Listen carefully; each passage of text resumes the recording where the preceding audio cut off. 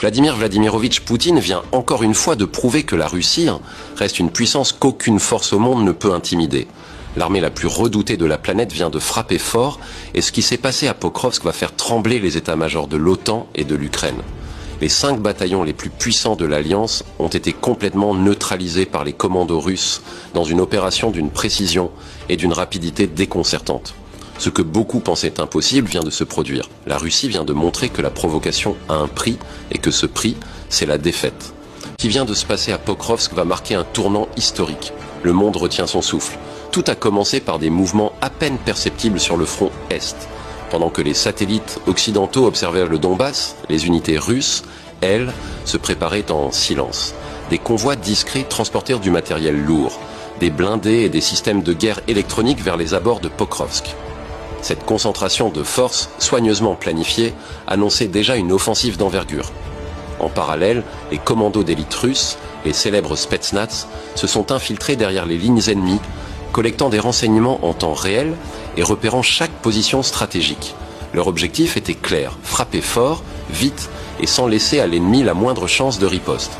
Les témoins sur place décrivent une scène d'une intensité inouïe. À l'aube, une série d'explosions coordonnées a déchiré le silence de la région. Les radars ukrainiens se sont soudainement éteints, neutralisés par des frappes électroniques.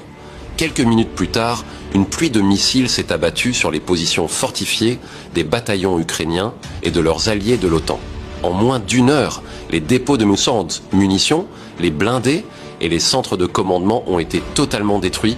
Pris au piège, les soldats adverses ont tenté de se replier, mais les forces russes avaient déjà bouclé l'encerclement, coupant toute voie de retraite.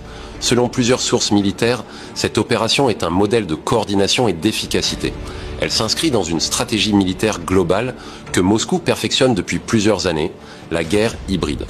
En combinant la puissance du feu, l'intelligence électronique et la désinformation stratégique, la Russie démontre une fois de plus sa capacité à mener des offensives d'une ampleur impressionnante, tout en contrôlant parfaitement la narration sur le terrain. Chaque action militaire semble s'intégrer dans un plan d'ensemble conçu pour affaiblir les forces adverses avant même le contact direct. Derrière cette réussite se cache une préparation méticuleuse. Des mois d'observation, d'analyse et de simulation ont précédé cette opération. Les analystes estiment que les services de renseignement russes avaient déjà identifié les points faibles de la défense ukrainienne et anticipé la réaction des conseillers militaires de l'OTAN. Les systèmes de brouillage russes, Krasukha et Mourmansk BN, auraient